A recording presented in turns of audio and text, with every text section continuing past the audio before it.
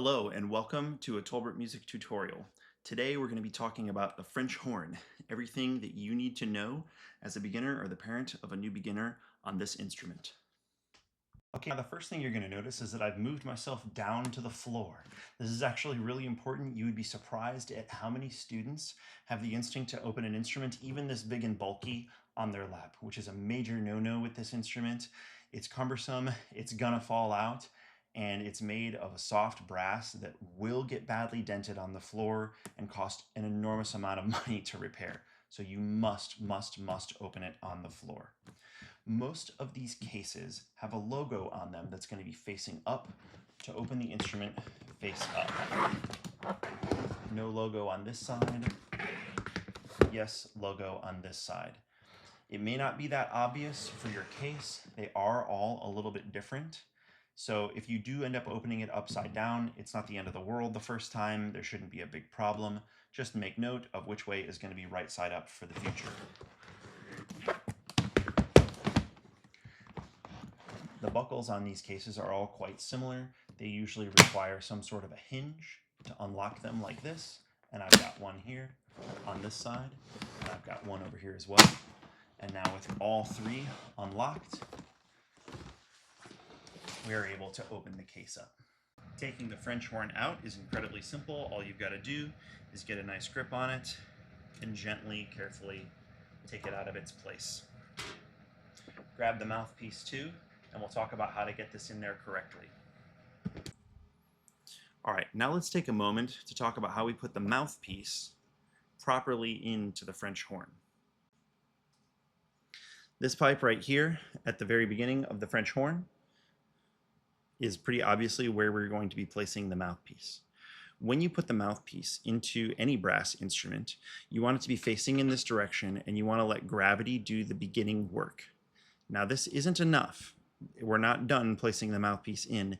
If this were to get tilted in any direction where gravity could pull it back out, gravity will just pull it right back out. So we have to secure it in place. Do not, I repeat, do not bop the mouthpiece to get it to sit in place. Don't let your student do it. If you see them doing it, stop them immediately. If you do it that way, what can happen is this can get wedged in place so that it can't be taken back out.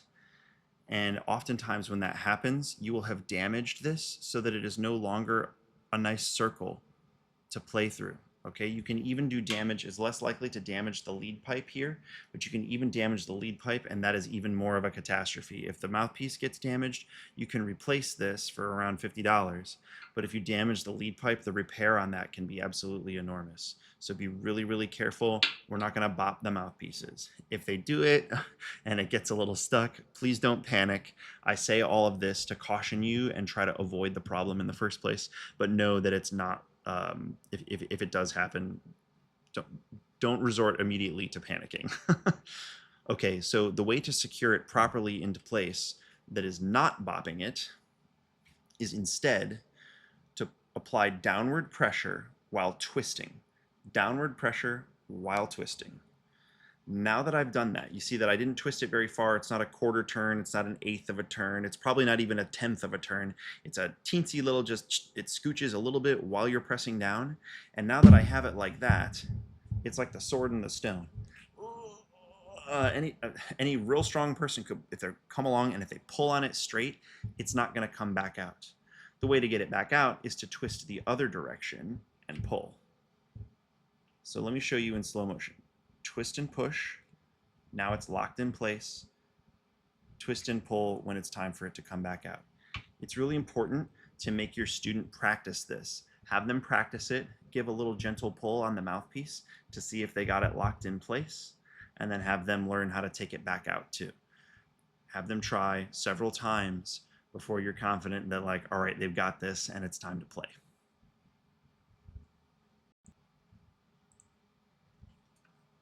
Okay, now that we've got the mouthpiece in, let's talk about the proper way to hold the French horn. The right hand is going to go into the bell of the French horn about like this. Okay, we don't want it all the way in here. We don't want to be plugging anything up and stopping the hole. But this actually is kind of the main part that holds the weight of the instrument right here on this hand. The bell is painted with a metal paint called a lacquer that when you stick your hands on it, it basically sticks right to it. There's no adhesive, it's not sticky, but your hand sticks to it. It's the little bit of moisture that's on your hand that causes that to happen, okay? And then it goes off to the side, and it's going to be pretty much behind you like this. Off to your right side, and a little bit behind you like this.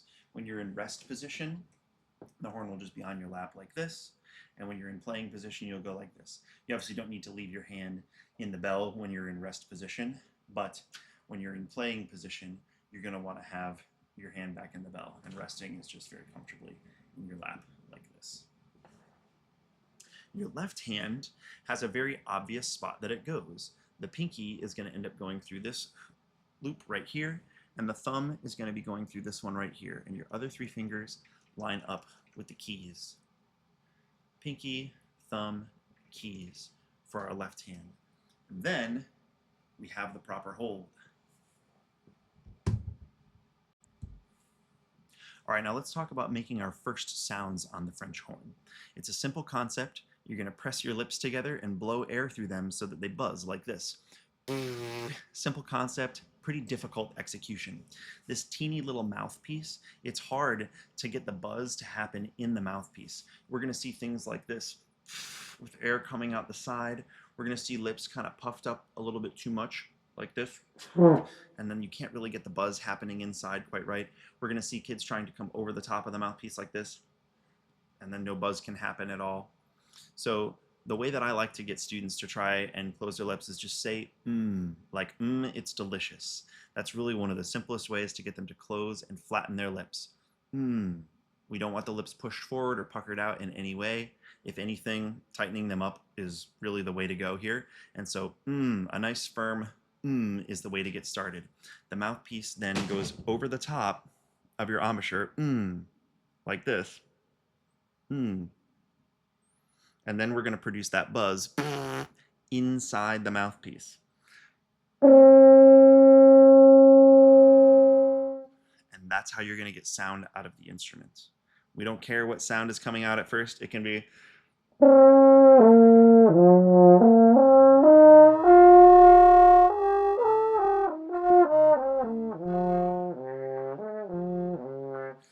really any of these sounds.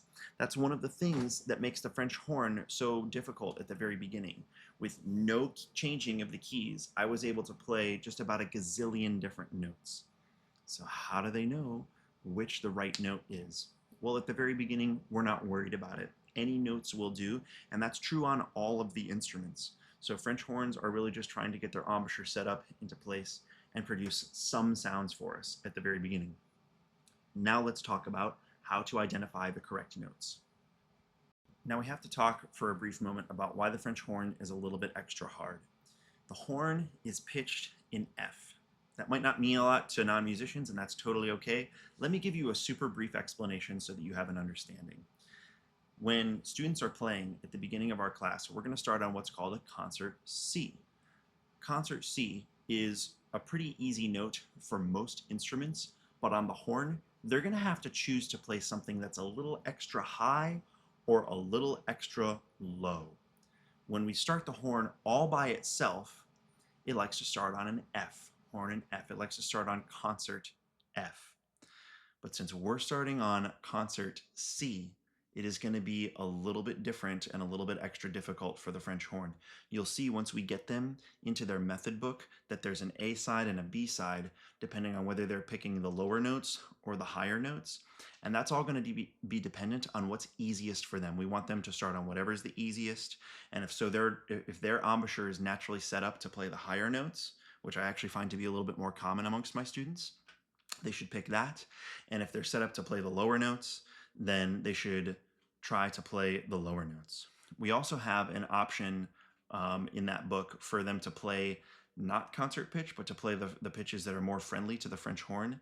That's great if you have piano and transposition training and you can figure out what that means in relationship to what we're doing in class. But fundamentally, what is going to get the students playing the right notes on this instrument is coming into class and matching everybody else. They have to hear this pitch in order to be able to match it. They're not going to know whether they're playing this note da, unless they hear other students playing it. On their instrument, there's no keys, whether it's the high note or the low note, and they should be playing. Or if they choose to play the low note, it will be. That's going to be the first note that we teach them in our classes.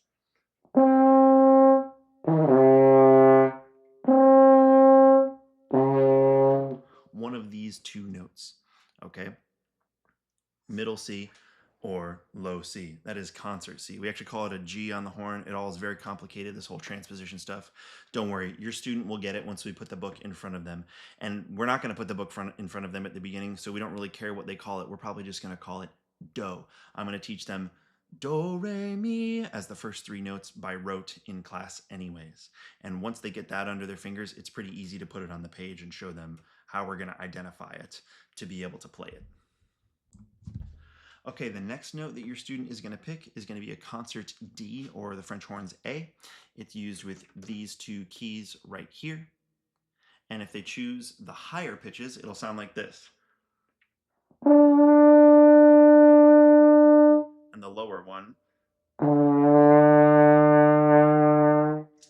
So what I'll do is I'll play for you concert C and D, or horn G and A, the notes G and A in both the upper and the lower octaves for you.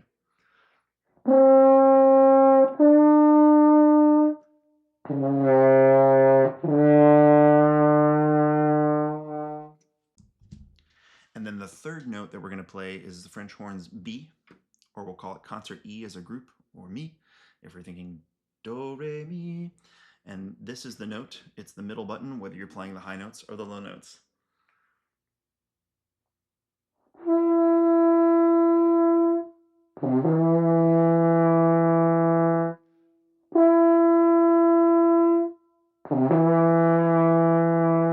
And now I'll play Do, Re, Mi, or G, A, B in both the high notes and the low notes for you.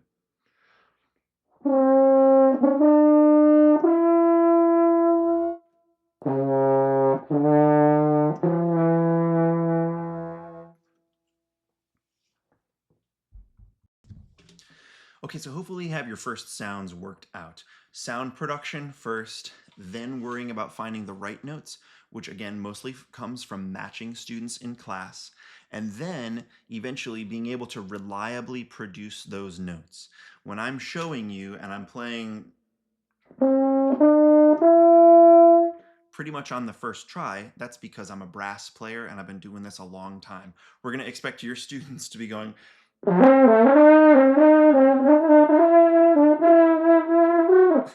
It'll be a little all over the place, and that's totally okay.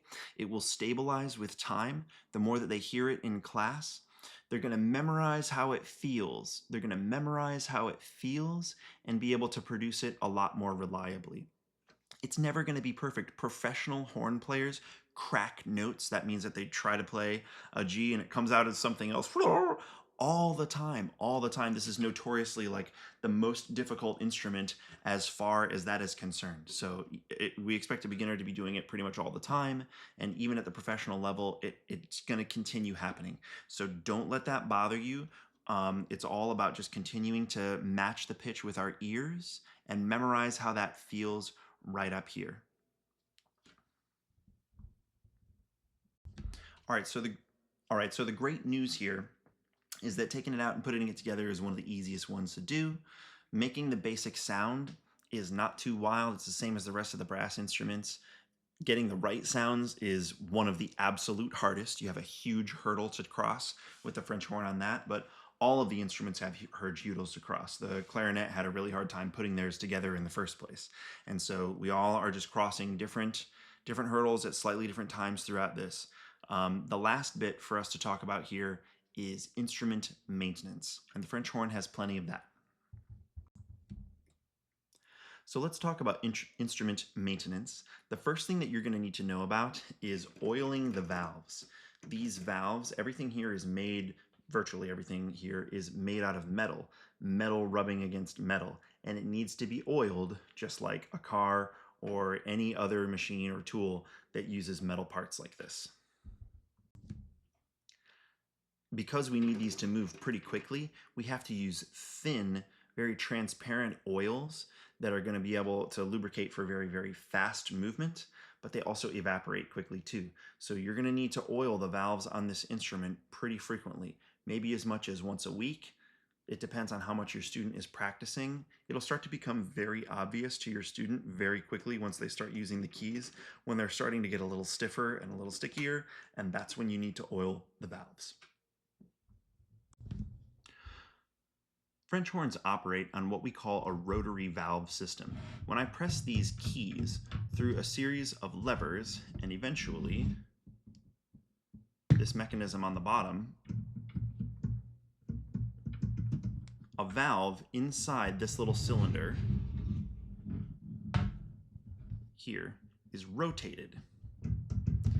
And that changes, there are holes inside the cylinder in there that change the alignment of which of these slides the air is going through. It changes which slides the air is going through. It's fundamentally changing the length of the instrument.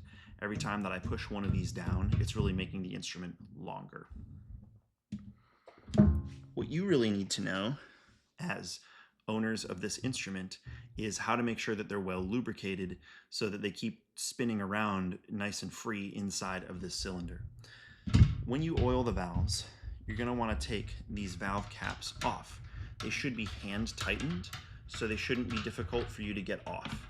If one of them is really, really hard in place, please be careful not to take a wrench and just start cranking on the thing. You'll dent and scratch the instrument up quite badly. In the case where you can't get it off with your hand, what I will recommend doing is taking a rag, placing it over top, and then gently using a pair of channel locks or pliers to try and rotate it off. But you need to have some kind of a protectant in the way there. Notice that we haven't exposed the entire inside of this, and that is totally okay and to be expected. This is what you're going to find when you take the valve caps off. This is designed to be this way so that we can access the inside of the valve without having to take the whole thing apart. It's protected, but it's protected by these, but now it's also very lightly exposed. I'm going to take my valve oil and I am going to gently drop just a little bit of valve oil on the top of this mechanism, of these dots right here. Notice that I didn't squeeze a lot of it out and get as much that I could and get it all over the place. I really just got it on the tops of these dots. That is going to allow the oil, as I move the valves back and forth, to drip down into the mechanism below. This is a really good way of getting the valve oil in there, and a great place to start. I like to get these valve caps back on right away. Again, hand tightened, hands tightened, hands tightened. I like to get them back on right away so that there's no problems with any potential damage to them. Now, that's not quite the end of it, unfortunately. This does get down into the body of the cylinder here and allow the valve to rotate a little bit more freely. But another way to get in there is to remove this slide. I'm going to depress the key and then remove the associated slide. And I can put a little bit of valve oil in here. Again, I'm not using a ton of it. If you use too much of it, it's not the end of the world. It's not like it's going to hurt the instrument to have extra oil in there, but you're just going to end up being wasteful and create a mess. And now I'm going to wiggle this back and forth. Gravity is, the instrument is actually tapered on my desk right here. It's pretty handy. See, it's tapered going in this direction. So gravity is actually just bringing the valve oil down into the valve right now anyways. So you don't need fundamentally to have it in any special position. You can just have it gently resting on a flat surface like this.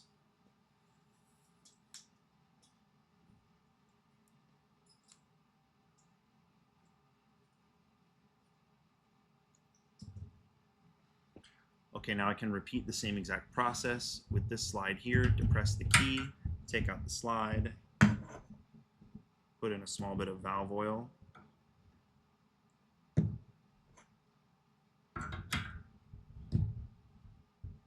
Same thing, take out the slide while depressing the key, put in a little bit of valve oil. I like to go ahead and do all three at once. If one of them is sticky, the others are going to get sticky anytime now because the valve oil is going to all evaporate at roughly the same rate, approximately the same rate. This one gets used the most, so it's probably going to evaporate faster because there's more friction going on inside the valve. But you might as well do the other two when you do this one anyways, because they will usually start sticking pretty soon after that.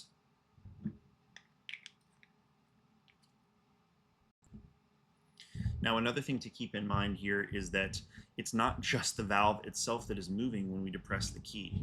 This whole large system on the other side of the French horn is also moving every time I depress one of these keys. You can get these joints to be sticky as well, and so sometimes you're going to take some valve oil. Now, I'm not going to use this particular valve oil at this particular time on this because it's not sticky, and also you can see this is really fundamentally designed to be trumpet valve oil. Purchasing French rotary valve specific valve oil is a good idea.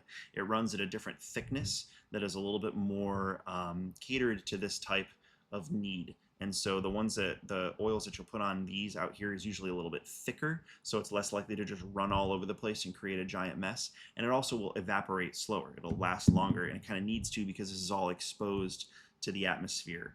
So you would take that same valve oil and you would just very gently dab a little bit on the different joints here in order to get those moving smoothly as well. Make sure that you have a rag handy to wipe your hands and wipe excess oil. If it gets on your clothes or other places, it can stain them. All right, so now let's talk about greasing the slides. It's really important that we're going to apply slide grease to all of these different, here's some slide grease, to all of these different slides around the instrument so that the corrosion doesn't build up and lock them into place. You're most likely going to have a little tub of slide grease that you're going to have to dip your finger in to use to then apply on the slides. I have this other version over here that I'm going to use on this horn to show you how to use it, but it's fundamentally the same stuff. Now let me show you the different slides that we're going to be greasing here. This one is called the first valve slide. Notice that I'm depressing the key while I pull on it. The second valve slide and the third valve slide as well. Those are all going to need to get slide grease. And then on the back of this horn, all horns, we also have the main tuning slide. This is called the main tuning slide. Now, I'm going to use the main tuning slide here and put grease on it in order to demonstrate how we do this. I'm basically just going to apply some grease. I'm going to pull the slide in and out, and that's going to get it evenly distributed across the horn. I do want to show you that it can come out all of the way. If this happens, you have not ruined the horn. It's all right. It's designed to do this. In fact, we like to get in there with a brush every once in a while and clean things out as best as we can. But for the nearer term purposes, you'd be perfectly fine just taking the slide out this far and then taking from that little tub and use your finger to rub the grease around. For this one, I'm able to just dab a few dots of grease onto the slide like this. Try to get a little bit underneath so it's evenly distributed, and then I'm going to push the slide all the way in, and I'm going to pull it back out a ways. You can see it's moving a little bit more freely all the way in, and then a couple more times depending on how dried out the horn is at that point. Please take a quick notice that it shouldn't be put. We're gonna clean up all the excess with this rag right here, and just take a quick moment to notice that we're going to have it part way out like this. This is actually the way that it's designed to be so that it's in tune. If you were to put it all the way in, then your student would be out of tune when they come into class. They're going to be out of tune anyways, so not something to be super stressed about. But let's try to set it up that way. And then all these slides, first, second, and third valve slide, are going to be receiving grease in exactly the same way. All right, well, that should cut it for the French horn video for today. Should give you the things that you need, the tools that you need to get yourself started. The rest of it is going to be a lot easier to cover in class as the student has more experience and background knowledge about the instrument. There will be more to learn, of course, but this will get us off to a really, really great start. If you have any questions, comments, concerns, or feedback about things that we should have included in this video, please don't hesitate to reach out with that. Thank you so much for hanging out for the entire thing, and we look forward to seeing your student in class. Bye-bye now.